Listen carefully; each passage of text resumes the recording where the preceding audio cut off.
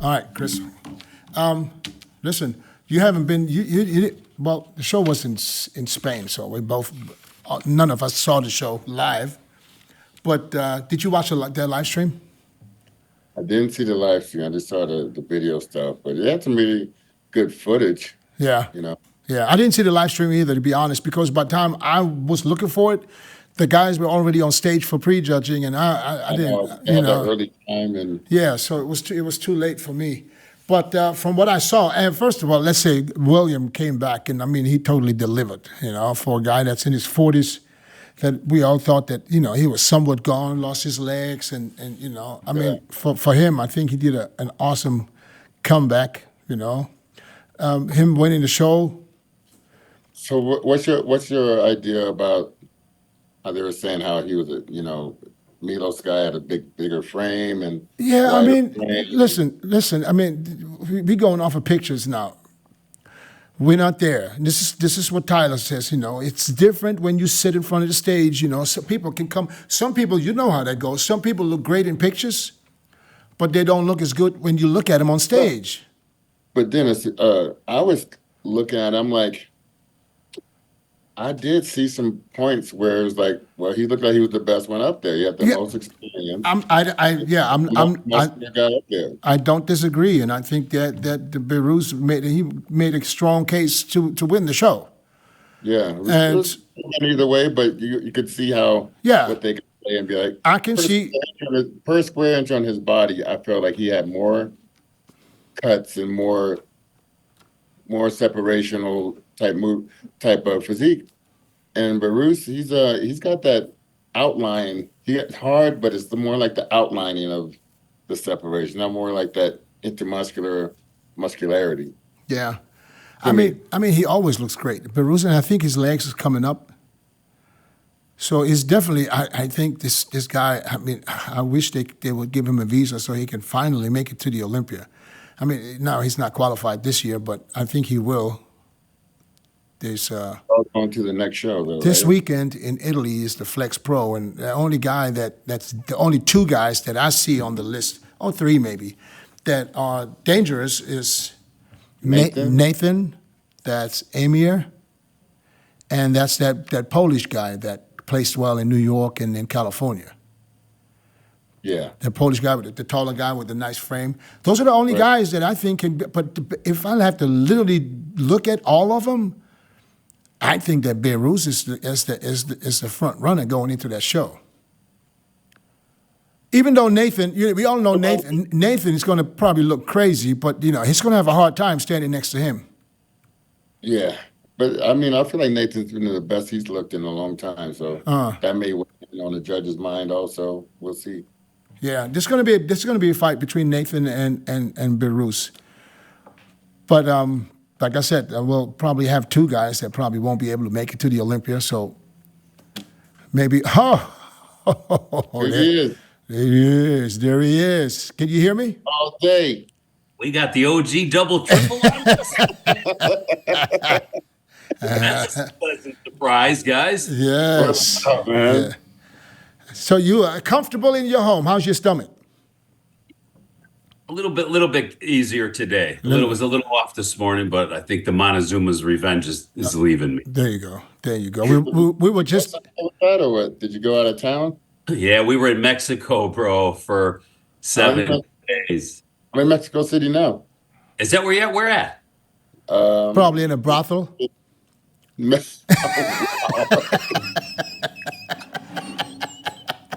We would be there with you if we were there.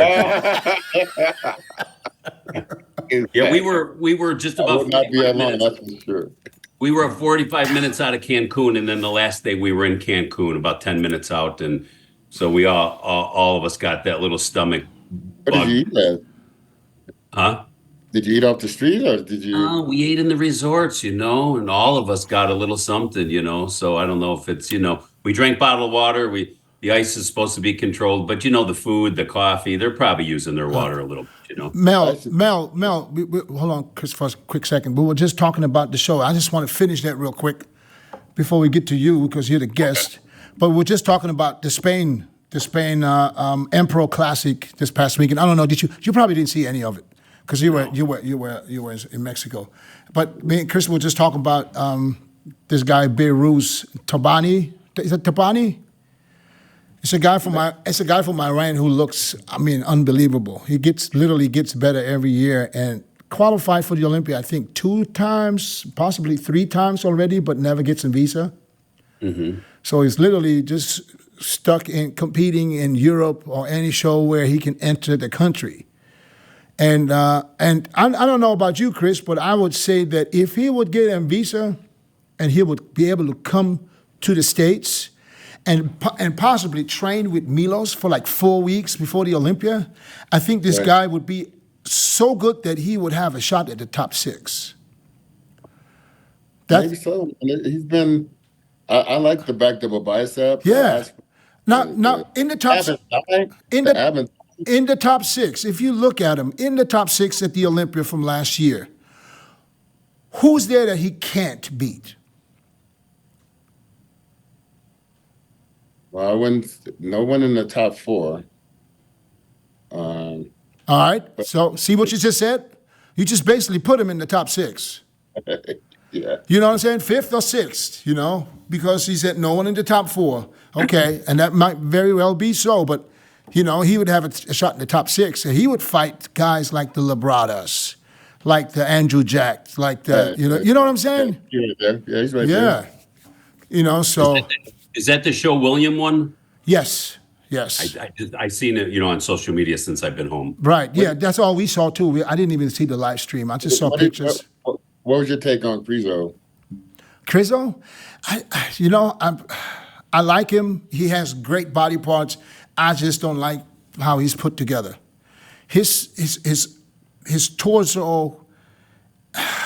It's just, I don't know. It's just, there's something there that just throws me off a little bit. It's just not pleasing for me to look at. The back shots, you can see that something is off there. I don't know. His obliques just stick out too far.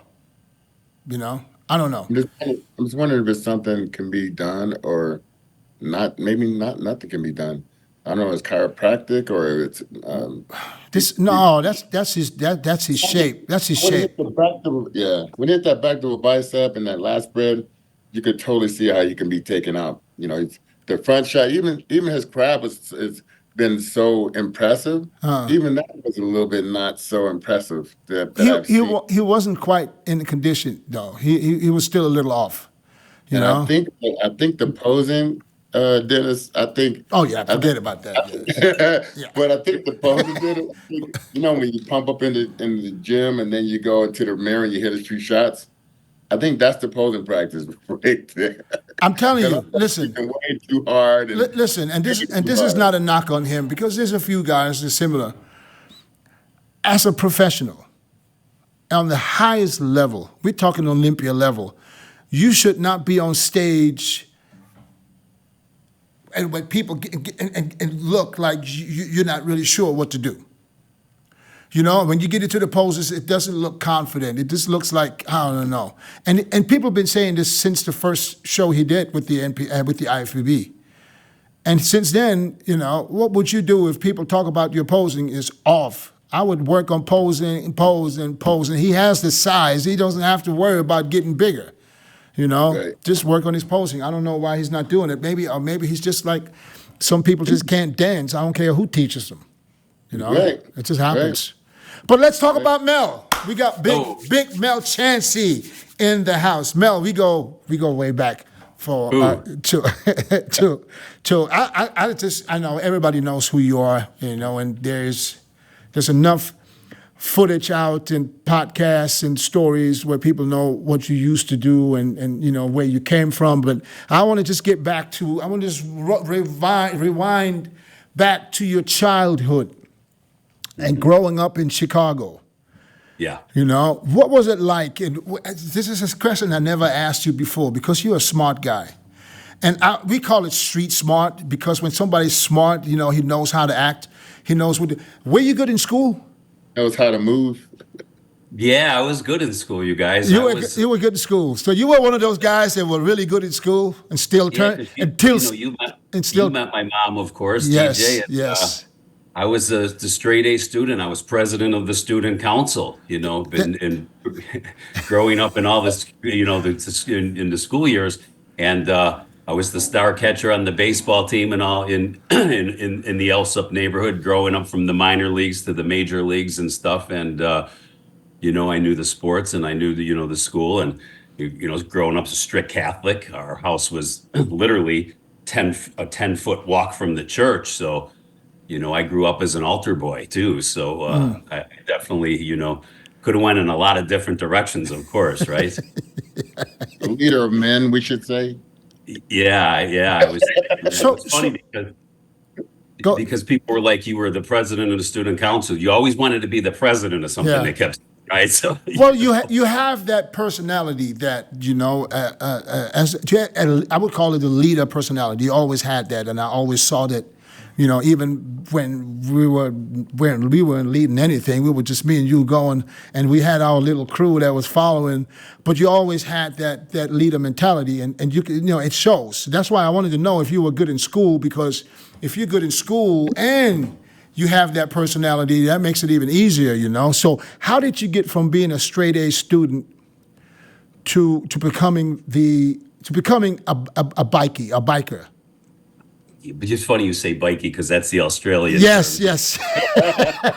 You guys both know Australia. Yeah. So when, I grew up, I loved the bodybuilding. I got bit by it when I was literally 12, 13 years old, flipping the magazines. I was a big He-Man fan when I was growing up as a kid. And then, of course, I was flipping the magazines to the likes of, Lee Haney, Lee Labrada in that industry, that timeline. And there was a gym that was right behind my house, right across the street from these baseball fields. So there was a church, these baseball fields I grew up in and played in, and then there was a gym, and it was called Jay's Body Shop, and it was an old barn, and it was $10 a month. You got a key, and it had all different stuff in there. But that's when the weights were the plastic weights with the cement in them. I think it was. Oh, the Remember sand. Some of them had sand. sand. Yeah. She had a sand DJ. And So, cement. yeah, cement, yeah, sand and stuff. So I joined this gym there, and in the gym, I seen these two dudes that were always training there, and they'd come in with jeans on and concrete stains all over the jeans and work boots and tank tops, right? And they had no legs, but they had big upper bodies, right? And they were all tattooed up and stuff. And these two boys showed me how to train, like showing me different movements and stuff. Hey, kid, come over here, train like this, train like that and stuff. And one of the guys' name was John, and the other guy's his name was Tom. We called him Red. And John, they called Southside Johnny because we were from the South Side of Chicago. And, I started there when I was about 15. When I was 16 and I was still training there, I got kicked out of school. My first year going to high school, me and some friends got into a fight in the school, and we ended up, fighting some guys from another neighborhood, and I got kicked out of this. I got kicked out, and them guys were pouring concrete at the time, right? And I didn't know who their backgrounds or anything like that. I just know my mom was like, "It's time for you to go to work. You're not going to go to school. You're not going to allow." My mom, Dee. She's like, "You're not going to lounge in this pool all day. You're going to get a job," right? So them guys were pouring concrete. Well, a little later did I find out that these two were members of a motorcycle club called the Hell's Henchmen, which was a very prominent club in Illinois, in the Chicago area, that's been around since, the 50s. They were members of that, So I always say the same guys that showed me how to train in the old school way then took me under their wing and showed me the motorcycle life. What year was this about? Let's see. 80, I was born in 69, 89, I was 20, 87, 86, 87. When these guys, took me under their wing and showed me all that, because I had my daughter in 87, I was 17. So 86, 87, 86 when I met the fellows. And, they kept training me. I went to work with my uncle's concrete company, not where these guys were working. My uncle had a company, so I went to work with the family trade, but I got into what they were doing, right? And I always loved motorcycles, Chris, growing up, I had the dirt bikes, and you guys, I was always into that, And then one day they took me down to the clubhouse. They said, "Hey, we're having a party. Come on down to the clubhouse."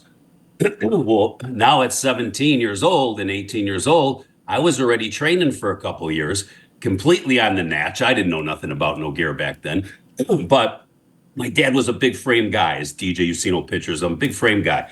So my body was growing naturally. So I definitely didn't look like no 18, 17-year-old, 18-year-old, young man at the time. I had facial hair, I had a longer goatee. I was pouring concrete. I was tan. I was starting to get tattoos. I was just following in these boys' footsteps, except I always say I trained legs, right? So went down to the clubhouse for the henchmen, and I got to meet everybody and stuff. And lo and behold, the girl whose name is Jenny, that I have my daughter Danielle with, John's family grew up 2 doors down from her. So one day as I'm going to visit her at the house, I see John, Southside Johnny, come pulling up on his bike 2 doors down. And I said, "Oh my God, that's John, what's he doing here?" And she goes, "How do you know John?" I said, "He trains at this gym I train at, this little gym, And she said, "That's his family's house. He watched me from the time I was born. He's like family to us." I said, "Wow, what a coincidence here." So he came walking down and seeing me and said, "Mel, what are you doing over here? You're dating little Jenny?" I said, "Yeah, I'm dating Jenny." She was a couple years older than me. And like I said, we had our daughter at 17. So now I'm pouring concrete, out of school, trying to, provide for Jenny and Danielle.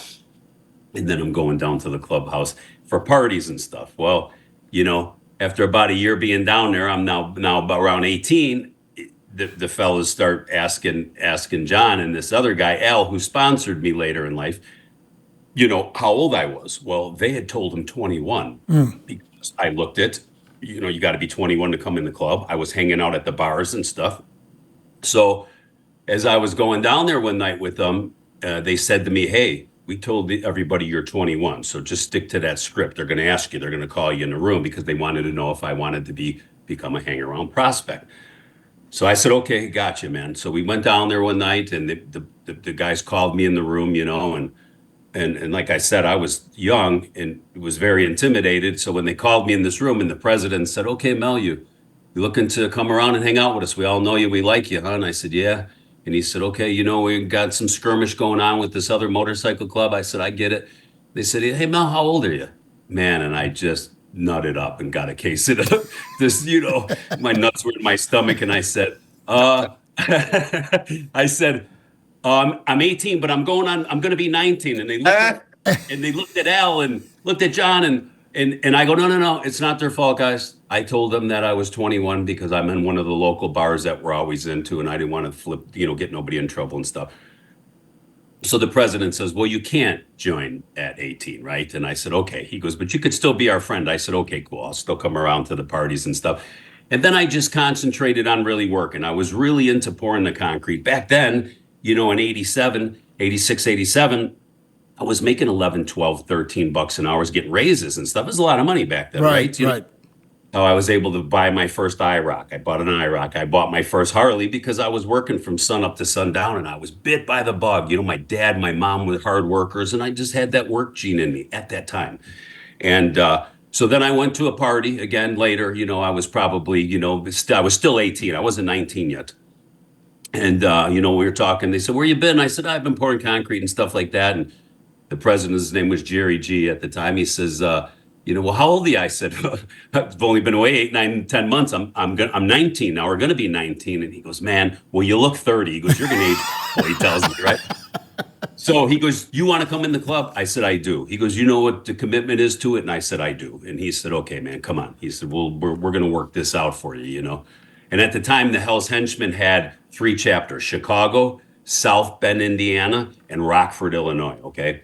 It wasn't a 1% club, but it was the big club in Illinois, right next to the Outlaws. The Outlaws were there; they were the number 1 dominant 1%ers.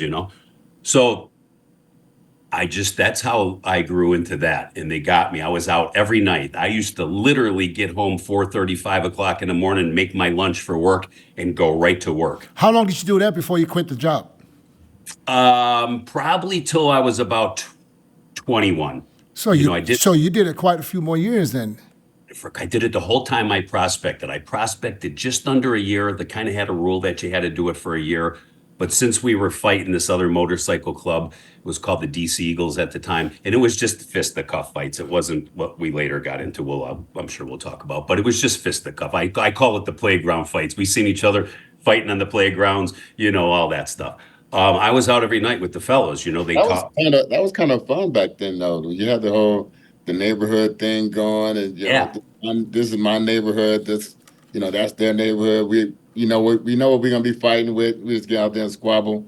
That's what was fun, man. It got crazy after a while. That's all it was, Chris. It's really what it was. We were on motorcycles, I loved to ride. I had that patch on. It was just cool, And I always say the same dudes that showed me how the old school bodybuilder are the same dudes who taught me that 1%er lifestyle, right? So I got bit by the bug. But I worked every day, and I had a thing. When I got off work, I went right to my gym. I didn't go home to go to sleep, because if I did, it was lights out.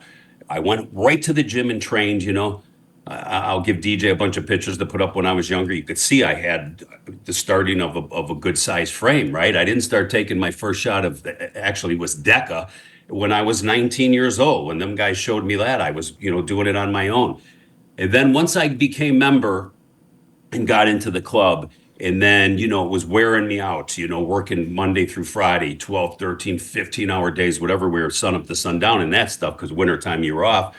I was starting to get beat up a little bit, and a couple of the guys showed me the cocaine game. And once I learned the cocaine game and seen that I was making more money now, $1,000 a week or whatever it was back then I was working, well, 1 and 1 didn't equal 2 to me. And I said, let me stop. I said, I'm killing myself. So that is how I got introduced to the club, to the, into the Hell's Henchman, into that lifestyle, right? And I was only a henchman for 4 years before we had this opportunity dropped into our lap to be able to become Hell's Angels. The Hell's Angels were never in the Midwest, West Coast, and then they went from Minnesota, had a gap all through the Midwest, and then Cleveland, Ohio was their next chapter, and then all the way east, right? So that Midwest was home of the Outlaws, right? They were the notorious big boys there. The Outlaws and Angels being mortal enemies since 1969, the year I was born. It was a big thing. So one of the henchmen was in prison with one of the Angels in federal prison, and when they both got out, they hooked up on the streets, and then they said, hey, why don't you guys think about patching over to us, prospecting for the Angels, becoming Angels. So we all had to sit down with the 3 chapters and take a vote. But, we knew what that was going to bring, because now we went from where the Outlaws started, Sweet Home Chicago, they called it, to now becoming their number one enemy when we did this. And, they had got wind that we were getting courted by the Angels, so they came and sat down with a meeting with us, 5 of their guys, 5 of us. And when they asked us, we heard of rumors, the rumor true, you guys are going Hell's Angel. And we said, the rumor's true. And they said, well, we don't have anything else to talk about. See you when we see you. And I knew from that point on, and I looked in them dudes' eyes, and I told my guys, tie your shoes up, boys, because these guys are mad, and we're jamming it on them right now. So we better be prepared for what's ready to come. We knew that this was going to be out the door pretty soon. So did you at that moment, you realize that there's no longer just fist fights? This is going to go all the way. We all sensed that it was going to get a little hectic. Nobody sensed that we were going to see the 3rd largest bomb in the country. Nobody sensed the type of murders that was going to go on. Like I always say, and I said in some previous podcasts, there wasn't a playbook, right? So we were just kind of gearing up for whatever was going to come. Well, now I go from being the sergeant of arms for the henchman. We patch over after a year, become Hell's Angels in 1993, become Hell's Angels. The president, who was the president for the henchmen, who I was very tight with, was schooling me because I was the youngster. I mean, everybody was 10, 12, 15, 20 years older than me. I was by far the youngest guy. Back in the day, bike clubs, they were older dudes. He makes me the president. I come into a meeting. He said, hey, man, you're not the sergeant of arms no more. I said, what do you mean? we took a vote. I said, well, how could you take a vote without me being here? You know what I mean? Well, we didn't need you to be there. Right. Then he voted me out. Voted me out, I'm thinking, right? And he said, we want you to be the president. No, you get around. So that was the first Hells Angels club in Chicago. That's when it basically started with you as the president right there and then. We started it. The Henchmen became Angels, and that started the Midwest. When I was with the Henchmen, we had about 37, 40 guys, I think, at the time. When we made it to become Hells Angels, we had 13. The rest of some of the guys quit and said, hey, this is just a little bit too much. Some guys were older and said, man, we didn't plan on doing all this. They were henchmen 25 years already, you know, and they were just set in that ways, partying on the weekend, you know, going to runs, what the motorcycle club world was intended to be, right? A lot of people don't realize, though, that a motorcycle club, oh, this is the way it used to be. I'm not saying this is still the same way today, because we'll see a lot of things otherwise, that this was a brotherhood. There was nothing, everything was motorcycle club. I mean, even if you have family, kids, whenever they call you, they got to be number one. Is that correct? Yeah. The club always came first, even back in the day, even when there was no nonsense going on, none of the fight, none of the wars. It was that brotherhood. But it was that brotherhood, you know, that they brought back from World War II, the veterans and stuff, you know, the Hells Angels started. And the brotherhood was great, you know, and I had a great time as henchmen, you know, we had fun and godfather to a lot of the kids, you know, and brothers in the club. And they taught me that brotherhood, that loyalty and stuff, you know. And, you know, like Chris, the fist fighting was, it's part of growing up, right? That's what it was. We were just hillbilly gangbanging on motorcycles, basically, right? And then I become the president of the Hells Angels. I wasn't the president of the Henchmen. I become the president of Hells Angels when we first patched over. I mean, immediately they did this.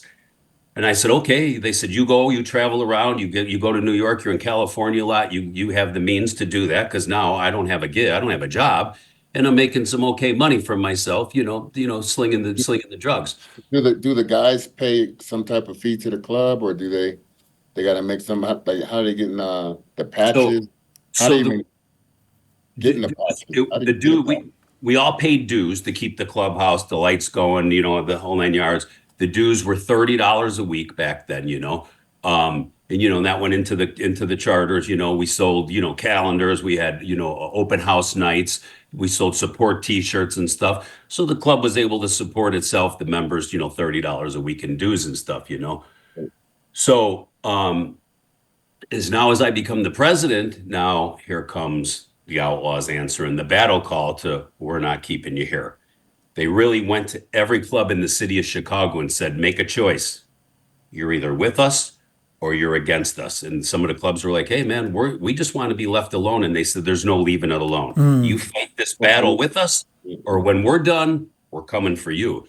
So now these other smaller clubs, the Wheelmen, a club called the High Spirits, they all decided we're taking this patch off and we're going outlaw. So now we got 13 guys in Chicago, 10 guys in Rockford, and 8 guys in South Bend. That's the whole team, right? And they 5-1 us, easy, outnumber us 5-1. And they're all around us, Wisconsin, Joliet, Illinois, the city of Chicago. They got crews all over the place, right? So we're really, really outmanned at the time, right? But we had some young guys, me being the youngest. DJ, I showed you some pictures where I'm standing in the middle and I got the thing on and I got the guys with us and stuff. And so you got the firework going on too. I didn't know that happened on YouTube, on the podcast too, right? So, you know, I was training. Now was taking gear from the time I was 19 on. So as soon as I started taking some gear and the way I trained and I could eat, as you know, Deej, and I started getting big and growing and growing and growing. And I loved the bodybuilding. I trained every day. That was my zen. But as soon as I was done training, it was like my job was over. And then I went right into the 1%er mode and focused on what we needed to do.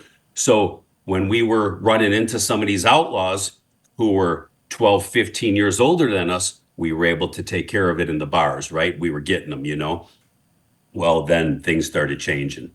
They fired the first shot as far as shooting. you know? And then we're like, okay, when in Rome, we have to answer the battle cry, right? Like I said, there wasn't a playbook. Okay, now just play B, right? So we just had to figure it out, you know? So that fight escalated into a war very fast with the shootings and stuff, you know. They shot and killed one of the leaders, that was the leader of the Hells Angels in Rockford. He was an old henchman, and they shot and killed him in his motorcycle shop, right in the shop. Um, and then their president got shot on his motorcycle riding through the city, and you know, then one of our guys got shot, and then the bombing started. And once the bombing started, we all looked at each other, and I looked at the crew and I said, "Hey boys, I don't even know how to change the battery in my pager, basically, right? Like, I don't, does anybody know these bombing things?" And we were like, "No." And I said, "Well, we better figure this out fast because this is how they're doing it." Now they put a bomb under one of our guys' trucks.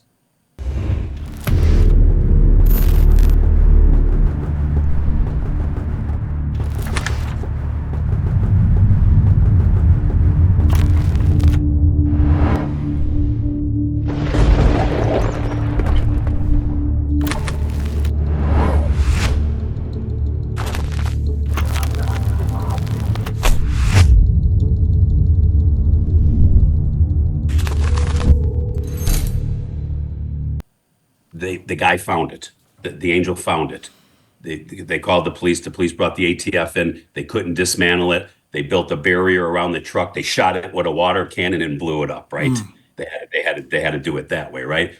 So we all put electric starts on our cars. I had a Corvette now at the time. I had one of them things that you lay on a mechanic sleeper, you know, that rolls and stuff. And I'd have that in the back of my Vet. And I had a mirror on the bottom. So no matter where I was, gym, grocery store, when I came out, I slid You had that to make sure. to make sure, because now we found the first bomb. One of our guys from Rockford, they targeted another guy from Rockford. He was the vice president. Now the president's dead. Monty's got killed. Now this is Roger. They targeted him. He had a pickup truck. Starts it with the remote start, all good. Goes into the truck, puts it in reverse. They tied a wire on the yoke to the detonator. As soon as that yoke spun, bam, blew him up in the car. Died twice on the way to the hospital. Long story short, he lives in a wheelchair to today. Blew the back of his legs off, pumping up. So we went to the hospital in Rockford. We were all doing security nights there because Rockford was low on men. So I was sending my Chicago crew to do it. So now we're like, wow, man, they're taking us out of the game here. They're making it really impersonal. We don't have to see them no more. They're blowing stuff up. Got to figure this out here, you know? And then they did Grand Avenue, which was our clubhouse in Chicago. It was on the street called Grand Avenue. Super busy street. They put the third largest bomb to this date. The first one was the Oklahoma City. The second one was the Trade Center tower, not the flight. I said it on a former podcast, and people are like, "Oh, not the towers, the ones where they put the bombs underneath." Before, yeah, in the parking garage or something, yeah. In the parking garage, DJ, yes. And the third largest bomb in the country ended up being ours. They put 100 pounds of C4 in the trunk of a car, shaped it, rode that thing up. The guy who rode it up, I always say he had balls of steel. Rode that thing up, parked it right in the front of Grand Avenue where nobody could get out the door. Thank God, by the grace of God, nobody was inside of it. It was a Wednesday afternoon at like 4:35, Wednesday early evening. And that thing detonated before that guy got into the car that picked him up and got down the block, because there was some cameras across the street at an auto body shop that we were friends with these guys across the street, and them cameras got this whole play, you know. It blew our cameras out. It blew out all the lights. They found the VIN number a mile away. It blew a 7-foot hole into the ground because it went down, came back up. It blew our door through the back of the place. We had a big old Chicago building, brick and stuff, and we had steel in it. The henchmen had this thing, you know, fortified. They've been in there since the 70s. And, you know, the blast is what comes around. So after that blast blew our door out the back of the building, it came around, went across the street. Thank God a Chicago bus just had passed. And the neighbor's house that was across the street was an aluminum siding house. That's what they did back in Chicago, a lot of aluminum siding. And it was like one of them cartoons. It took that siding and just blew it straight off the house. By the grace of God, nobody was hurt. Nobody was hurt. When the car was just got pulled up on the sidewalk, a Chicago cop car is driving by. And we've seen it all this in the video, right? This is all knowledge. Chicago cop car is driving by and he looks, he goes, "The heck's this car parked on the sidewalk?" Ah, it's probably just the angels moving some stuff in. Thank God he didn't stop and write that thing a ticket because, you know, nobody would have survived that. They told us if anybody would have been in that building, it would have blew everything right out of them. Their air drum, concussion is what gets you, right? So now the feds come in, they seize the building, right? They take it over. We got some people on the streets that are doing watch on the building now because they seized it from us and they're just coming in. ATF from Washington, every jacket you could think of, and they're going through the building with a fine-tooth comb, you know? So that was 1994. Yeah. And, so, you know, and we had to answer the battle cry. So, you know, we found somebody that we knew that knew the explosive deal. And, you know, he was friends with the club for a long time. And, you know, he wanted to be a Hell's Angel. At the time, he was probably in his 40s, you know, and me being so young, I'm thinking like, what's a guy in his 40s want to come into the club? What's he having, a midlife crisis? Like, tell him to buy a vet. Right? Like this is thinking it's a young man's game, you know, but, so we found this brother and he knew the bomb thing and we returned the favor to their Chicago clubhouse and put the bomb there. And then once that happened, that was it. Janet Reno was the Attorney General of the United States at the time. Once that happened. Ever Janet Reno. And she put the full court press on. She said no more. She nicknamed this thing Operation Lucifer, put a full court press on us. They put a full court press on the Outlaws. And in 1997, that was the first RICO indictments. And they hit the Outlaws first because they had them not only on the predicate acts fighting us and the bombing and stuff. That guy that put the bomb there, he flipped later in life, you know, he flipped for the government. So they got that whole scene that went down. But they had some murders of some outside people. These two outlaws murdered a husband and wife that had nothing to do with motor. They had a motorcycle shop and somebody told them that they kept all their money in the house and they didn't believe in banks. And these two dudes went and killed these older people. Their last names were the Gaugers. So they knew about all this. So once they hit them with that first indictment in 97, the RICO indictment, we kind of knew that when they were done with them, they were coming for us. You guys. So let's fast forward a little bit because I know that if I let you go with these stories for years. So fast forward now, you get indicted for RICO and they sent you to prison. Yeah. When or what was on your mind knowing you're going to go into prison right now? Did you at that moment know that this is over when you come out? Well, I'll back up. I went to prison in 98 for, you know, beating that guy up. Remember Deej's story in the house? Yeah. The guy was beating up an ex-girlfriend of mine and I kind of took it to a little bit of a level and I got a 4-year sentence on that one. So now I'm in state prison 98, right? I'm in state prison knowing that the RICO is getting put together on us. I'm hearing the buzz from the streets. I've got some people telling me, man, they're putting this RICO case together on you guys. So I'm in state prison. The feds come and indict me while I'm in the state prison for a mail fraud charge they had me on. I gave up one of my IROCs to 2 undercover FBI agents that one of the Hell's henchmen prior to this, he didn't make it to the Angel side, he flipped. And he was a good friend of mine, and I didn't know he flipped. And I was the target. His name was Jim. And they told Jim, we want Mel. You're good. You're looking at 45 federal years for all the guns and drugs you sold us, but that's the target right there. We want them. So these guys were posing as 2 mobsters from St. Louis, trying to get me to sell them automatic weapons, keys of cocaine, do a murder for hire. Well, when I wasn't jumping on the bandwagon with anything, they weren't fishing me in. They took me to this warehouse and they had boats and bikes and everything. And I said, hey, what do you boys do with this stuff? Oh, we send it overseas to Europe and Germany and everything like that. Stolen vehicles, you know? I said, you do? And they said, yeah. And I said, man, I got this IROC that I got all kinds of tunes in it and stuff. And really nobody my age could afford to buy it at the time, you know, because it's when I was working and selling the drugs. I said, you'll take this? And they said, yeah, we'll give you $2,000 for the car. You claim your Allstate insurance, give us a couple days and, and then claim it on your insurance. Well, I said, perfect. So they give me the $2,000. That would have been entrapment because they brought the crime to me. Right. But I furthered the crime and brought them 2 more cars. I was trying to make a career out of giving these cars, right? Yeah. So as I'm in state prison, the feds come, throw this indictment on me, mail fraud, because I defrauded Allstate through the mail. Not the indictment that the feds wanted, but they'll take it to get me another point on my criminal history. I plead guilty to that. As soon as I'm let out of the state prison, I'm not let out, I'm in the Sally court. They switch the handcuffs on me. They take me right to the federal prison, Pekin, Illinois. They give me 18 months, 85%. I had to give them 14 months. So I do 14 months for there. Now I come home. It's the end of 2000.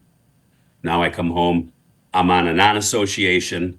I can't talk to the Angels. I can't take their calls. I can't look at them, the whole 9 yards, So at that time, I'm knowing that they're trying to get this RICO of everything we did in the 90s, right? Because now once I'm gone, I'm not part of the enterprise anymore. I'm out on non-association. I start running the nightclubs downtown for a dear friend of mine. Start putting the security together for all his big nightclubs. Is that the club I went to?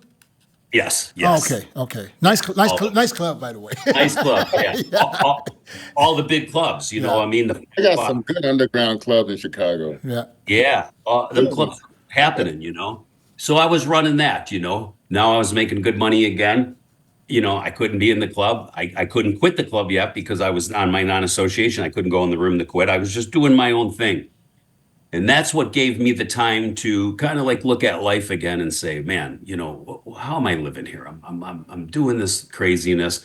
I have a good family. My daughter's getting older, I'm out in this non-association. I always say that's what took me out of the forest so I could see the trees, right? Mm-hmm. So, and early 2004, April of 2004, I get off my non-association and I said, you know what, fellas, I can't do this no more. I gave you guys some very good years here. The truce is on now. Us and the Outlaws sat down before I went away. I'm going to back up. We sat down in the end of 97, right after the RICO. And they called us and they said, hey, let's sit down and see if we can put our differences aside. We said, let's sit down and talk about it. We did. Okay, boys, let's practice the good neighbors policy with each other and put this down because nobody's winning. The feds are putting everybody in jail and we're putting tombstones on our arms from doing this shit we're doing. So when I left, I said, there's a truce, everything's straight. I can't give you no more. I can't give you 100%. And if I can't give 100%, why should I be here? I don't want nobody that can't give 100%, And so I quit the club in April. Well, then as I'm going through life and I'm, changed my life around and stuff like that. And now comes December and my doors get blasted in, right? And here comes the RICO indictment. And, towards the end of that year, and I kept hearing about this, I wasn't too sure they were going to be able to get this RICO indictment because I didn't know everything they had, but they were subpoenaing friends of mine. They subpoenaed every girl I've ever kissed, right? And I'm thinking, when I told my lawyer that, I go, what are they subpoenaing all these strippers that I dated for? What do they think? I tell them their business? And he goes, that's the dog and pony show, Mel. He goes, they must not have much. Well, they already had the indictment, but here's what they wanted to do. They brought, I was with a girl named Nancy, Joanne, Kendall, and Tanda. 8 years, 6 years, 4 years, and 2 years. And I had all these girls spread around the city in different homes. I didn't do no crazy shit with them. I never hooked them up. It was no kinky shit. I just loved them all, man, and just didn't, they were part of my crew. So I get a call. Hey, this girl from Wendy, that stripper, she goes, hey, Mel, the feds just left there. I said, for what? They gave me a subpoena to go down to Peoria. I said, Peoria for what? They said a grand jury about a RICO indictment. I said, that's kind of weird. You got a subpoena? Hang up the phone with her. 15, 20 minutes later, Nancy calls. Hey, babe, hey, what's going on? Hey, the feds just left. What they want? I got a subpoena to go to Peoria on some grand jury for some RICO indictment about you. And I go, wow, man. 20, 30 minutes later, The other one. here comes Amanda. And I go, hold on. let me guess, you got a subpoena. She goes, yeah, how'd you know? I go, they seem to be going around. I said, so they subpoenaed all the girls. They just wanted them to get them together in this room to see who would be aggravated, to see all these different chicks. Not only was the 4 girls that I had for all them years, well, here's all these side girls that I've been with now from all the strip clubs, right? People that you didn't even tell people about, like how the hell how they find that one out? Like, For sure, bro. I had a girl named Wendy that I dated from Rockford. tell nobody about that. Yeah. And they got them in there and stuff. So I was like, oh, what do they must have? If they're subpoenaing girls, they can't have much. Well, little did we know they had the whole kit and caboodle. And that was just to agitate the girls to see if they wanted to talk.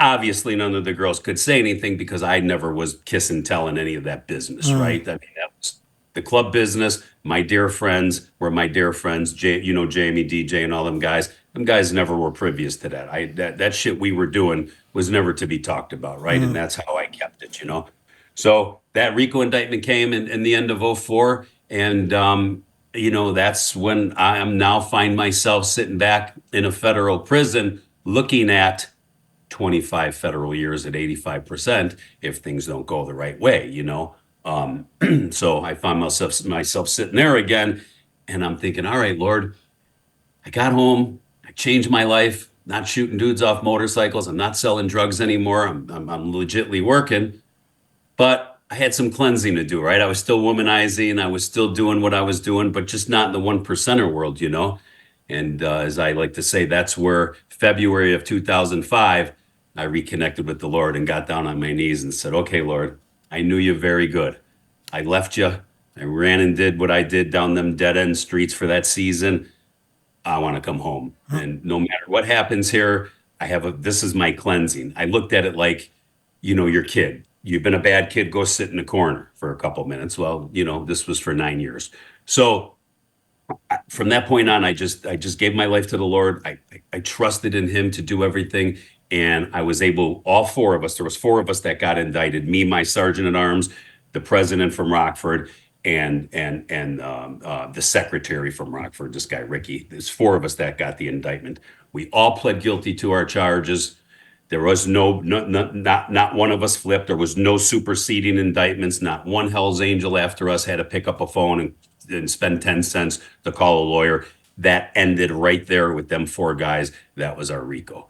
So that's kind of a true story. That's kind of where I got reconnected back with the Lord and said, I'm home. Now I'm yours. You guide me from this point out, Yeah, and he put you on the right path. I mean, when just as long as I know you, to see what you accomplished and what you're doing right now. I mean, there's so many things.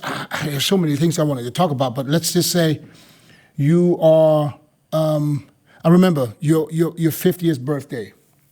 You're going from being let's say underground criminal, hardcore, at that, to having right now, and I'm glad I can finally talk about this.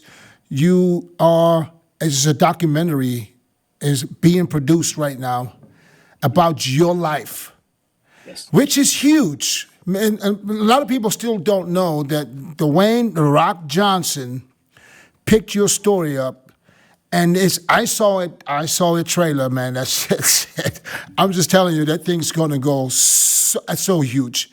And what can you say about working with the Rock, about this documentary, and about what's his name, who's playing you actually? John Bernthal. John Bernthal, yeah. What can you tell us about the situation now? Punisher John. So I believe it was 2018. Rock came, as I always call him DJ too, but I just call you DJ. Rock came to the Olympia in 2017, as you guys are going to remember, got up on stage and was talking about bringing in the Olympia mainstream, remember? Yeah. So we ran back into each other there. I had met him a long time ago through Hulk, through Terry, when I was running around, with Hulk. And so when we seen each other there, he was talking to Jim Mannion, and Jim was talking about having good people around him. And he goes, like I got my guy Mel over there. And Dwayne says, Mel? He goes, the old Hell's Angel Mel? And he goes, yeah, he's standing over there. And Rock goes, wow, I haven't seen that guy in a million years, He goes, I just was reading his story about, muscular development, did that article on me to Right. hell and back.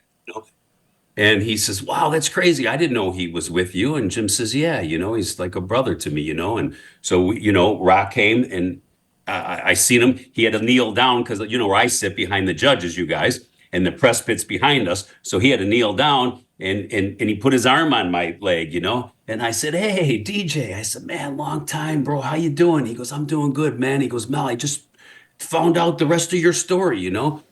He said, "You going to be here for a minute?" I said, "Yeah, of course." He goes, "I'm going up on stage. I'll see you in the back, huh?" I said, "Okay, I'll come back and see you." Well, after he got off stage, when I went to go backstage, he was bombarded. Everybody was there taking pictures with him in their posing trunks. I mean, everybody, right? So I didn't go back there and bother him. I said, "Let this guy be." And about a week later, he had got a hold of Branch Warren. And Branch and him, we were talking through George Farah. And Branch gave him my number.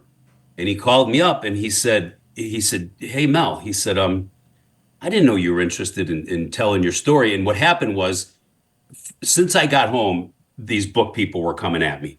Since I was home in 2008, the New York people were coming at me. Let's write a book. Let's write a book. We'll give you $150,000 signing bonus. Bestseller, you get $2 a book, million copies, blah, blah, blah. And I said, "Yeah, but you need me to go on a book signing tour, right?" And they said, "Yeah." I go, "I'm out." I didn't feel like bouncing around the country with a book, right? So A&E got a hold of me and they wanted to do a reality show with me and my family. And I'm still in Chicago at the time. And I said, "Guys, I'm not interested in doing that. What are you looking to do?" They go, "Well, ghost hunting, the paranormal stuff's big." And I said, "What?" I said, "I appreciate you thinking of me, but I just don't see me ghost hunting, right? It just doesn't seem like a fit.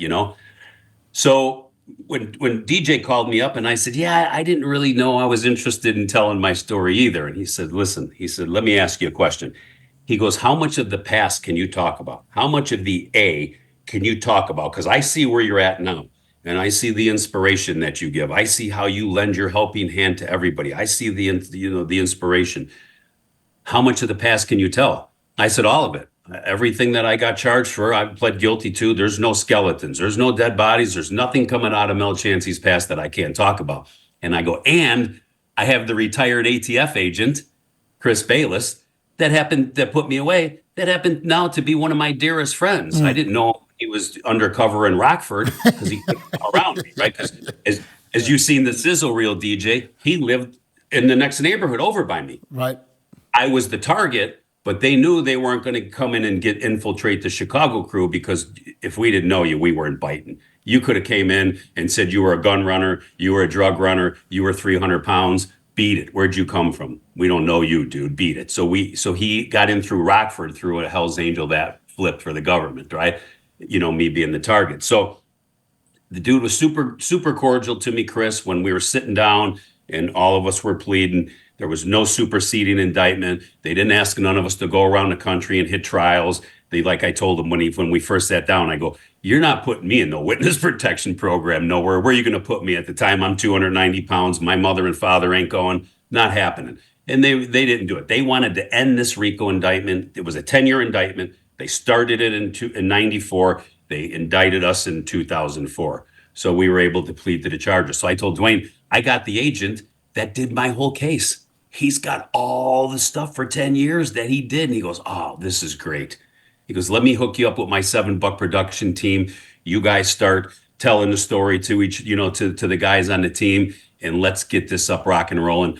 I want to do a movie of your life story." And that's how it started. Now COVID comes, 2020, right after the Arnold. I'll never forget it. We all went to the Arnold and then the world shut down that year. It's exactly what happened. You guys remember that. So now what comes out? Documentaries. And what's the biggest documentary? The Tiger King series. Tiger King, Joe Exotic, right? We're all locked in our homes and we can't turn this guy off. And this guy filmed everything he did, right? So, DJ Kid called me up. Dwayne calls me up and says, "Hey, I just had an epiphany, man. I was talking about a movie. Your story cannot be told in a 2-hour movie. These documentaries are hot right now. I say we do a documentary. I'll get you the best documentary writer. I will put the A-team together for you. And we do a documentary, give them the 8-ounce filet and have them chomping at the bit to buy. We do a series, a Sons of Anarchy, a Mayans, a series like that, right?" And I said, Dwayne, you know this industry. I'm just following your lead. I'm here with you, right? And he said, okay, I'm going to put the A-team together. And of course he did. He got Billy Corbin, who was writing the documentary. That's the writer of Cocaine Cowboys, Screwballs, one of the greatest documentary writers. And then about a year after that, as we're still getting things together, COVID shut down a lot. So now we're in no hurry to try to get this on TV. We're perfecting the story, really, really solid, solidifying the deck, as we call it. So now he's thinking about somebody to play me. And he's like, yeah, it's going to be we got to find a guy. So one day he calls me up on the phone and he says, hey, I think I found the perfect guy to play you. And I said, who's that? And he goes, well, he's a good dude. He's a solid guy. He goes, he's got a great mind. He's a producer. He's a great actor. He could play the old you. My nickname was Road. He could play Road. He could play the you now. He's gritty. And I said, who, Dwayne? And he said, John Bernthal. And I laughed, and he goes, what are you laughing about? And I said, well, I know you didn't probably see it. I said, but I put a picture up on my Instagram about 8 months with John Bernthal. He goes, you know him? And I go, yeah. And I'm going to blow your mind how I do know him. My partner from Core Medical, Sid, that I told you about. He goes, yeah. I said, he's getting ready to marry a girl by the name of Jackie Angle. I go, John Bernthal's married to her sister by the name of Erin Angle, and her their uncle's a good friend of yours by the name of Kurt Angle. And he goes, come on. I go, they're Kurt's nieces, bro. And he goes, man, Mel, that's so mind-blowing. He goes, and I was kind of thinking, he goes, because this is your story, and if you don't like the person playing you, I'm going with what you want, right? Because I was thinking about how to pitch this to you, and you guys are already friends. I go, we're already friends. And he goes, that's perfect. He goes, let's get him on the phone. You call him on the phone. We're going to call his agents, and we're going to get this done the right way. And as soon as I called up John, and I said, John, here's an opportunity. Would you be interested? He goes, 100%, absolutely, right now. So we got the A-list actor to jump on right away, which is huge when you're presenting these things in the pitch, they call it, Right.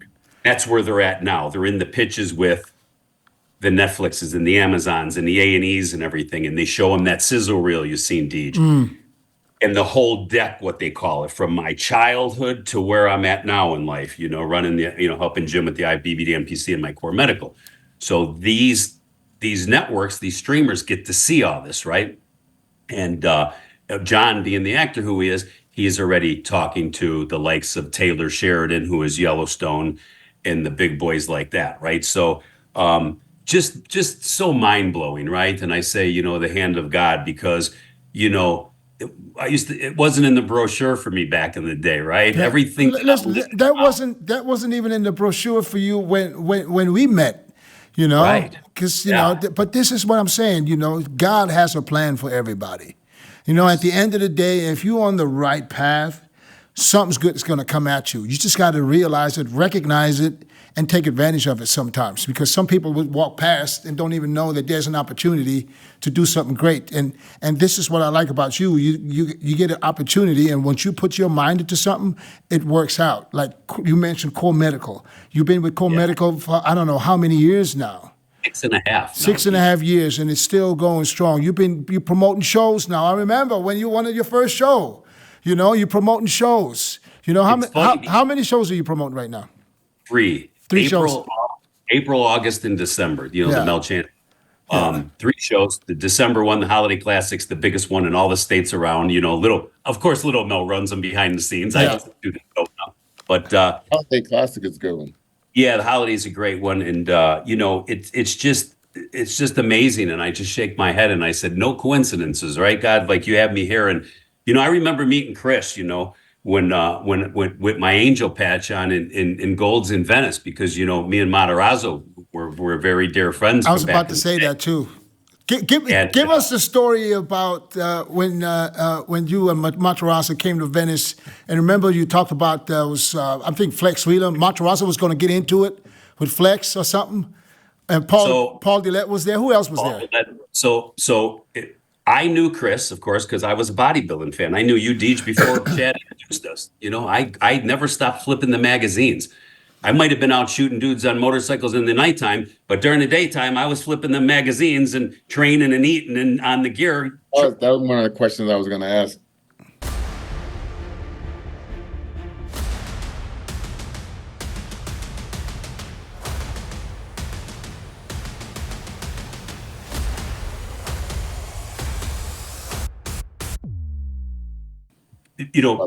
Go ahead, Chris. No, I was gonna ask you about the competition. Like, when did you start getting into like the real hardcore competition of bodybuilding, and who's who and who's doing what, and back then it was like everyone had a little a character. Everyone was something like that, and as you came to Venice, you got to see all that stuff play out. Venice was where it was at. That's all I got to say. So I came there and it had to be, like that 90s. I met Mike through Ed Connors.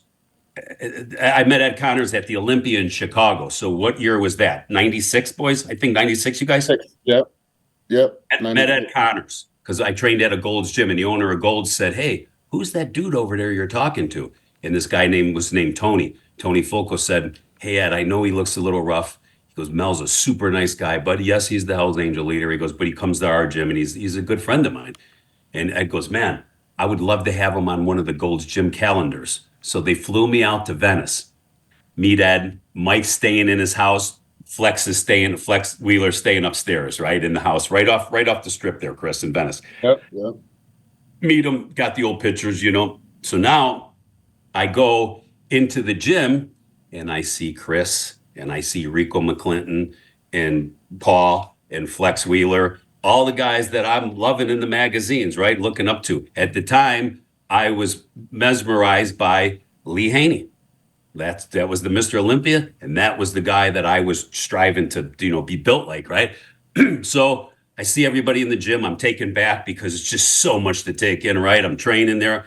So now I stay for a couple of days. He introduces me to Mike. Now I stay in the house with Mike. So one day I come in the gym and I'm with one of the other Hells Angels, and I hear Mike yelling and screaming, "Motherfucker, blah, blah, blah." And I'm like, "Man, what's going on?" So we all walk out there, Ed, and everything. You see little Mel carrying all the heavy stuff. Good job, babe. Good job. I'm hurt. My bicep. So I see Mike, and he's standing face to face with Flex, and Chris and the crew are standing next to him. Not like everybody was going to fight, but they were there. Mike knew all the guys and got along with everybody. I'm going to talk to one of us when I talk about talking to all of us. Of course. I would. So I walk over and I stand next to Mike, and I'm like, okay, man, if Mike's going to fight here, I can't let nobody, get jumped on here. But I look over and I'm like, I see Paul. And Paul, I didn't really know. I mean, I seen him from the magazines, but it ain't like Chris was on top of his game at the time. I seen more of Chris in the magazines. I didn't know Rico. I didn't really know who Paul was. But I see Paul and I'm looking and I go, look at the size of this dude here, right? Like, I'm going to have to really go on this guy. But not to take nothing away from Paul, then I heard him breathing. Am I right, Chris? Yeah, that's going to be a quick one. And I said to myself, I definitely want to get this guy first because he's right now, right? Big Chris is jacked up and big Rico's huge. And, Flex and Mike are spaced off. So I'm like, I got to get one of these guys. I'm going for Paul right now, right? Long story short, everything works out because these guys were all buddies anyways, and that was my introduction to him, and then I got to meet Chris. I said, hey, to Mike, hey, man, introduce me to these guys, man. I really I looked up to these guys in the bodybuilding world, and people were blown away by that. They're like, man, you're running the Hells Angels. But I said, bodybuilding's been in me since I've been a kid. I love it. Yeah. What was the heaviest you ever been? 290. 290. Old pictures. When we met, Deej, I was big like that, Yeah. Hey, Mel, did Mike ever tell you that we almost got into it, me and Mike? Oh, yeah, over a girl, I think, right? But actually, what is it with Chris getting into with guys over damn girls? Don't jump to conclusions now. Don't jump to conclusions. Yeah. Come on. Let me tell you. So when Mike first come out there, normally we didn't even speak to people that just came to the West Coast. You had to. We didn't speak to even Dennis when he first came to Gold's Gym. We just didn't do it. And, we had our tight little crew, but it was like, Mike, I went out of my way to be like, hey, I know you're from the East Coast. We was all amateurs at the time. So we were like, we trying to turn pro. And I said, Mike, I said, you need anything, let me know, man. I said, I got you. You know, you need some gear, you need some points in the right direction for whatever you got to do. I got you. I said, okay, thanks. And then him and Flex did some type of photo shoot together. Like I say, we all was amateurs, so we just trying to get what we can get and do what we can do. And so Mike was like, on that photo shoot, he's like, yeah. He said, Chris don't belong on the stage with us. I said, he's beneath us, that type of stuff. Oh, And Flex came back and told me that shit. I was like, oh shit. This motherfucker right here, right? Sorry. Were you pro at that time, or was he? No, we was all amateurs. We All the guys were amateurs. getting ready for the USA. Gotcha. And this is 91. And so I said, so I took some, it was Polaroid photos because we didn't have it was not in no phones. It was a Polaroid photos. I went up to him. I said, you see this shit? See how I'm looking? I said, you better recognize this shit is it's the real shit. I was pissed and I just walked away, right? Did you beat him No. So then later on, at the USA's? I mean, he's doing leg curls. And I'm just walking around the gym pissed off, right? So he's doing leg curls, and he's in the middle of his reps, and as I walked up to him, I said, "Hey, Mike," I said, "You better train these hamstrings because you ain't got shit but hamstrings. You ain't got shit but calves and biceps." I said, "You better train this hamstring." And he was pissed. He was like, "Oh, kill me." So we was like facing off about that shit. But we didn't like come to blows. But then, after that, we laughed about it later on, and we became, tight, good friends later on. But that was our first little shit. Yeah, Mike. the good old days. Yeah, the good days, right? But who was the girl the blonde that you were dating? Because she was telling me when you were locked That's up. the Coats. Oh, that's the coach. Yes. oh, she was the female bodybuilder. Locked up. Recently passed away. Yes, Yeah. yes. About the week. She had the same thing with like Flex with the leg. She got her leg amputated first. Yeah. And a year or two ago, she passed away, So I had I met was trying to get her to come out and say, hey, fix your. I was about to send someone there to do her hair up, trying to get her out the house. No, come hang out with us. We're going to be in town for the Olympia. She said, I don't know. I said, yeah, just fucking come hang out. And then she passed like a week or two later. because that's when I started dating her. I met her through a good friend of mine, through Jamie, DJ, through Big Jamie. Jamie, he met her at a show in like Detroit or something. And then they called me on the phone and he's like, oh, I'm with Melissa Coates. And then I went out to Venice and met her, and she was training in the gym, living right in an apartment right down the street from Gold's right there. Yeah. Yeah. And I went out there and I was staying with some of the angels in San Fernando Valley. And then me and her just started hooking up. And then maybe 6-8 months after that, that's when I went to prison the first time there, Yeah. So she's the one who further introduced me to Chris. She's the one who introduced me to Nasser, God rest his soul. And they're the one who introduced me to growth hormone. Yeah. What year was that around? Do you remember the year of that? That had to be 97, bro, 96, 97-ish. Yep, she was living in that apartment right up the street because she had the growth in the refrigerator. And I said, what's this? She told me growth hormone. And I go, I didn't know nothing about it. And she goes, you should try this. You got a big frame. You should try this. I was always nervous to try and stuff. And then I tried it. And then Nasser came over because, he was giving her the growth hormone and stuff. I met Nasser. And then that's, like I said, introduced me to the growth hormone. And then I always could eat as a kid growing up. I always had a good appetite. And boy, once I started putting the GH in my body, man, boy, did it change me around. On the growth part, was really thickening me up, but Yeah. I like to train. I like with the shit, man. So you still training now? You still training daily? no, not daily. I train the body part like once every 10 days now. Okay. I got my home gym in the garage. Oh, so you don't even go to the gym anymore. You just train at home. Yeah, remember I had the gym out here, DJ Second Chance. Bought an old Gold's, 14,000 square feet. Me and Mel had it for a couple Milos just went through. And who is that? Milos. Oh, Milos. Had an old Gold's. Right, man. And then got rid of it, we sold it. And then, so now I train at the house. I got me, I got the pec tear not too long ago, Deej. I did the other bicep. I got the dent there.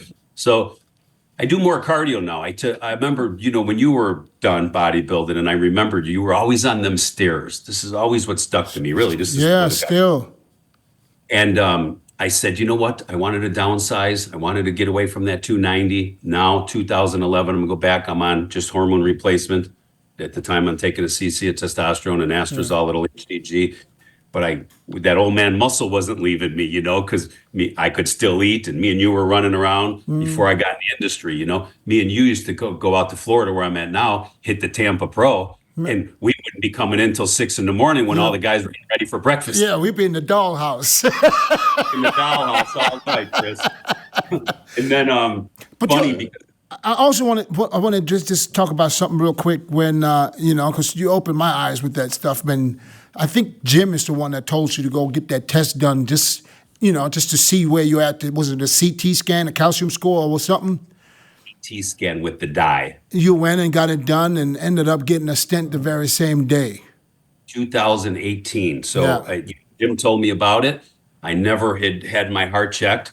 My mom was cracked open in her 80s and my dad in his 70s, cracked open. So heart disease ran on both sides of the family tremendously. So Jim had told me about the test in 2018.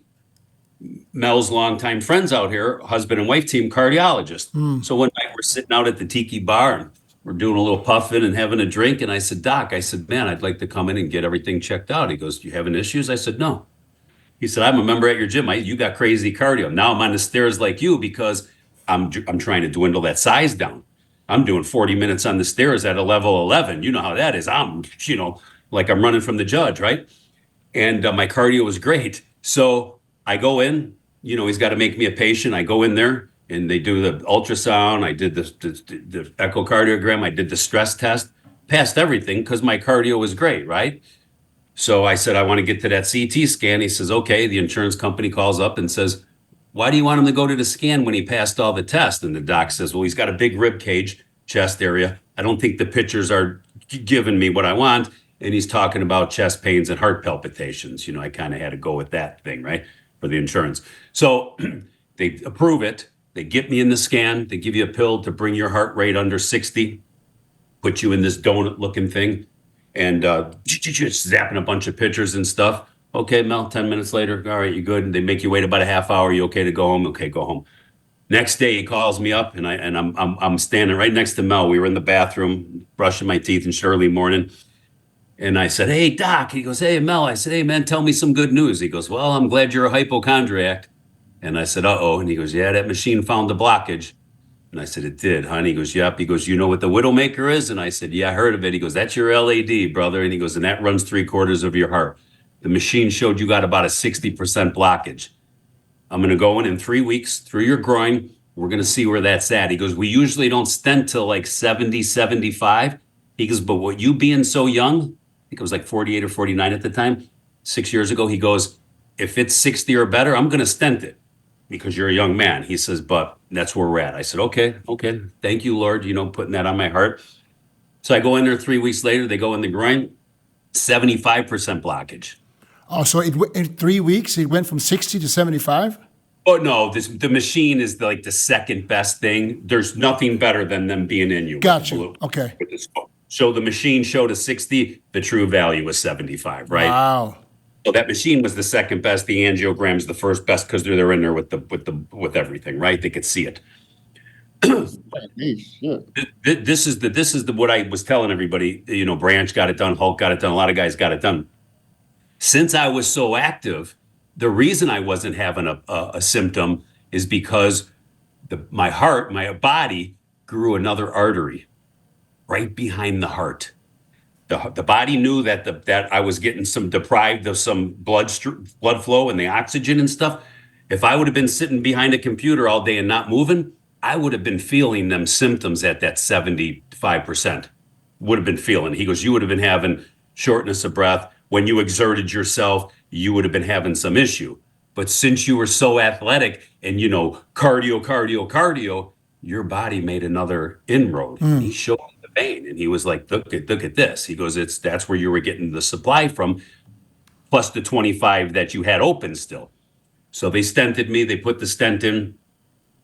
From all the bodybuilding that we do, and I guarantee it's with you guys, we have big arteries because it's got to supply that.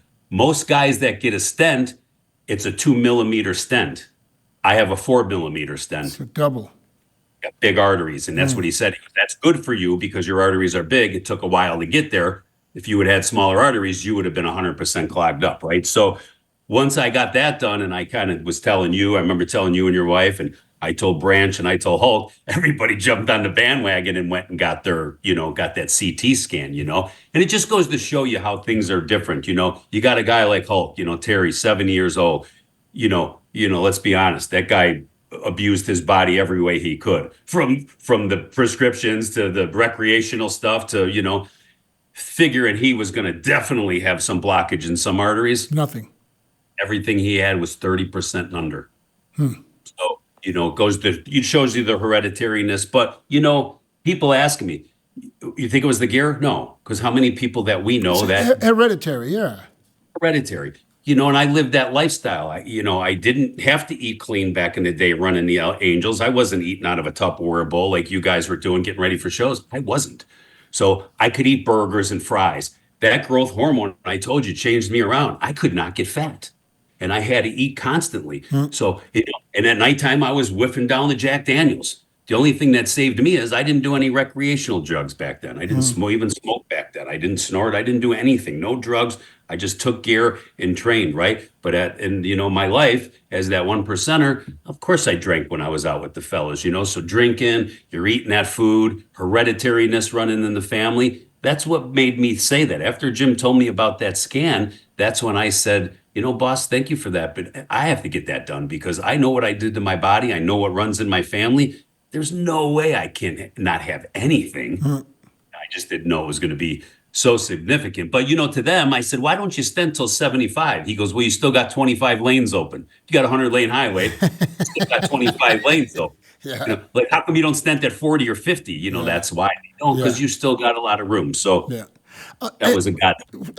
One last question that I have for you is there well, since they're probably still trying to sell the documentary, there's no release date yet. No. So what happens is once somebody decides that they're bidding on it, it's in the pitch right now. Let's say, an A&E, a Discovery, once they decide they want to buy it, they buy it. They become the bank. Now they throw the funds down for this thing to be made. We got about 40 hours of documentary stuff made already. You've seen the sizzle. Billy's got awesome. I mean, literally, just because I know you, to see how they put it together, you can tell those are pros, complete pros.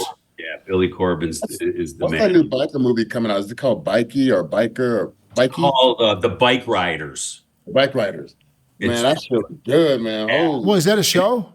It's a movie that's out now, and Tom Hardy is the main guy, right, Chris? Tom Hardy? Yeah. Where is that on Netflix? No, it's theaters. Oh. Movie. And it's the story of how the Outlaws started. Oh, okay. Story of how the Chicago Outlaws started, because they started in Chicago. When they started, their top rocker used to say Chicago, and the bottom said Outlaws.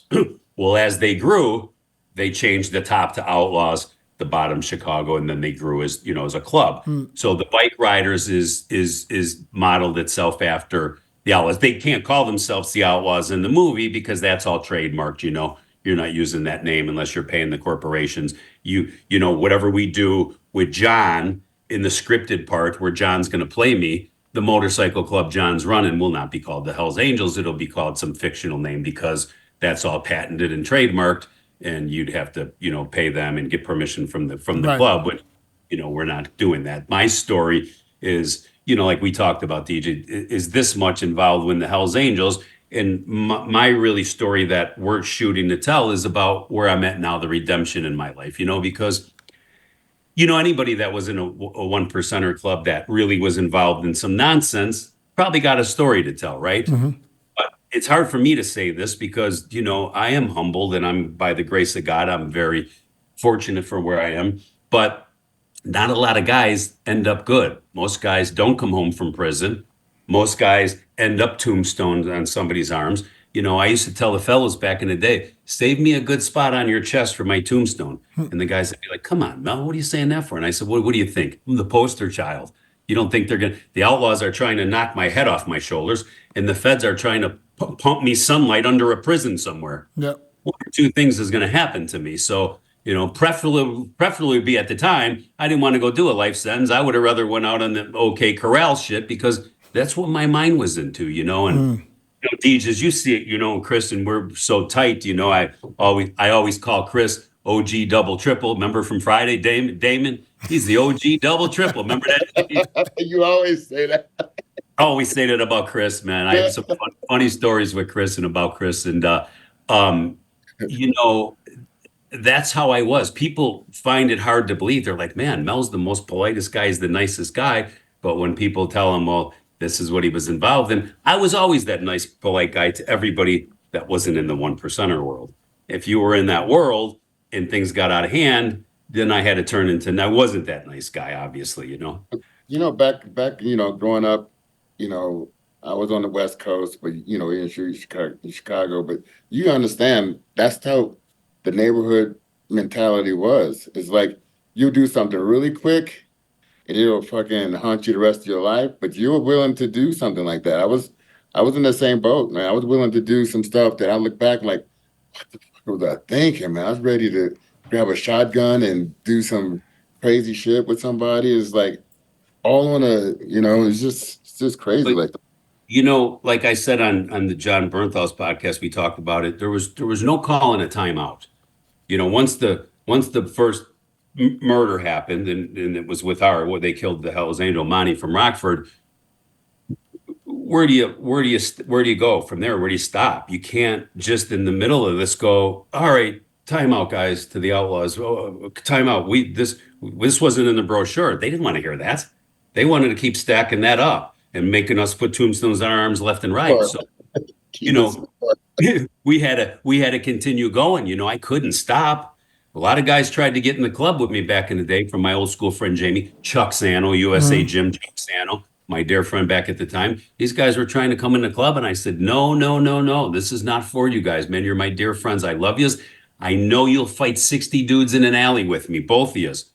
But not everybody's going to go grab one of them and go have to take care of business because we put ourselves in the middle of that by making that decision. We did that. Hey, what about back when the Warriors, the movie The Warriors came out? Oh. I'm at the drive-in and we're watching the movie. Somebody got shot at the movie theater. It was a Hells Angels relative. Ah. All of a sudden, it was a bunch of angels in Palm Springs looking for people that look like me. So we was like running from school. I remember it was like we were young, but it was like somebody from my neighborhood shot somebody and killed them. Yeah. They came back out. I didn't know Palm Springs was a rough neighborhood. Yeah, they got a rough neighborhood. Yeah. Yeah. I mean, it's I always got the saying, I said I was so deep in the forest I couldn't see the trees at the time, and I had tunnel vision we decided to become Hells Angels, and I would happen to become the leader, and I needed to make sure that Chicago crew was okay, and we became the dominant one. I didn't want to be just hey, they're just coexisting in Chicago, and these guys ain't really breaking a window. That wasn't part of it. In that 1% world back in the 90s, violence ruled. Violence spoke, and if you weren't prepared to do it, you were going to get ran over. Right. And no matter what, if I would have quit in the middle of everything, that means I would have abandoned the crew and got out of it. I would have came for you. You think the Outlaws were going to say, oh, now he's just Mel Chancey again? No, really go get him, right? Now he doesn't really get the team with him, so. But you know what? It all came out to where it is right now. I'm glad you're still here. Nobody's locked up. Yeah. Mel, I appreciate your time, my man. And I knew this was going to be an awesome, easy podcast because you got stories for the next, literally, we could let you for 20 hours and just sit back and just listen. That's why we love you, brother. I love you guys, man. I love you guys. And who does your mustache? I've been looking at it the whole show. Is that professionally done, or that's the first time you paid attention to his mustache? No. I just been looking at it the whole time. I said, does he do that himself? I do it all. I shave it out. Shaved my head used to and- dye Holy he used to dye this part black to make it look a little bit. I know. Geez, before we go, it was funny, Chris, because when I first got to meet DJ, I was with Chad. I've known Chad a long time. Through Chuck Sano. Me and Kim did a photo shoot together. She had a snake. She did it on my bike. So I've known Chad, from the '90s, and so when he said, he goes, Dennis was working with him, and he said, hey, I got to go up and check on Dennis James in the room. You want to go? And I said, yeah, man. I said, I'd love to meet Dennis. I never got a chance to meet him in life, and I'm not working for Jim. I'm just coming to shows because I was with a nutrition company called Pride Nutrition. Remember, DJ? Right. But that was before Pride, even before. Pride was afterwards. I already knew you when you started with them. Yeah. Right. Yeah, you're right. You're correct. You're 100% right. So I said, yeah, man, I want to go to his. So we go up in his room, and DJ's, posing for Chad, and I'm just looking at him, and I'm like, damn, man, that's when DJ was just so dense, And so we sit down at his table because DJ's, weighing his food out and eating, and he tells me, he goes, hey, Mel, I know some Hell's Angels, and I go, you do? And he goes, yeah. He goes, I know I'm really good friends with some guys from Germany. I went in this prison thing one time, and he starts to tell me the story. And the names he's mentioning are real names. I can't, if I had $1 for every time that somebody told me they knew a Hell's Angel, he's in Florida. And I'm like, there's no Hell's Angels in Florida, guys. And it's all bogus, right? Well, DJ's got all the names of the people. And I said, boy, you really do know them cats, because I know who you're talking about, And we just hit it off from there, and never. Even though I was never involved in any biker club or bikey, I always happened to know these guys. Even in Australia, I had a very close relationship with a bikey boss from a different club over there. And I remember I get a call from Mel because Mel got a call from someone else. Saying that, what is it? And I ain't got nothing to do with the bikers. What is he doing? They're hardcore out there too, man. Yeah, listen, those guys in Australia. I know Germany, I know Denmark, but in Australia, especially the ones that I was talking to, Mel, you know who I'm talking about. They were on a different level because for them it was, the goal was who is the most violent one. Yes. That's what, just like you just explained, the most violence is where you can keep the other people in check. But that was some, I saw shit, but I had nothing to do with it. So I just I just enjoy listening to the stories.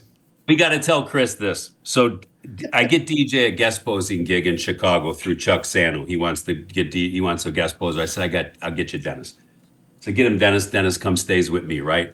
So he's already in town. He's staying at my house. So I tell him, hey, DJ, I'm going to get married on Sunday. The show's on Saturday. He goes, what? I said, yeah, me and little Mel are going to get married, Not at the no big wedding, right in my pastor's living room. Just a few people, handful of people. I'd like you to stand up in my wedding for me. He goes, Mel, I didn't bring any clothes. I go, DJ, wear a t-shirt. I don't care. I'm wearing jeans, right? He goes, come on, I can't stand up in your wedding in a t-shirt. I said, well, that's all you got. We're not buying no clothes. Let's go. I'm wearing jeans and a long sleeve button down, right? And hold on. Right at Mel's desk. Bam. Yeah. There's the picture. That's how Mel wore the dress, of course, because my goon ass just threw the button down on. Yeah. So the DJ came in for a guest posing gig, Chris, and I got him standing up in the wedding on the next day. That was awesome, though. And get nice spaghetti from his mom. My mom. Boy, she made some food, man. She cooked some food. It's awesome. The old Italian lady. Yeah. But listen, awesome, man. I can't wait to see you again. I'll probably see you at the Olympia this year. The Olympia for sure. Yes. Hey, it would be good to get you on the podcast, and we're doing a live podcast at the expo. So I'm going to give you some info because I'm going to do one on Friday and one on Saturday. I don't know if you saw it last year. We had a whole bunch of people on the podcast, literally like an all-star lineup. It was awesome. Fun, Dennis. Yes, we got to do that again. So I'm giving you some info. I know you're going to be busy, but maybe I can get you for an hour just to jump in on the podcast. I always got time for you boys. You All know right, that. my man. All right, Chris. I love you guys. Appreciate you, man. Love you too, brother. Y'all be safe. Peace out. Peace out.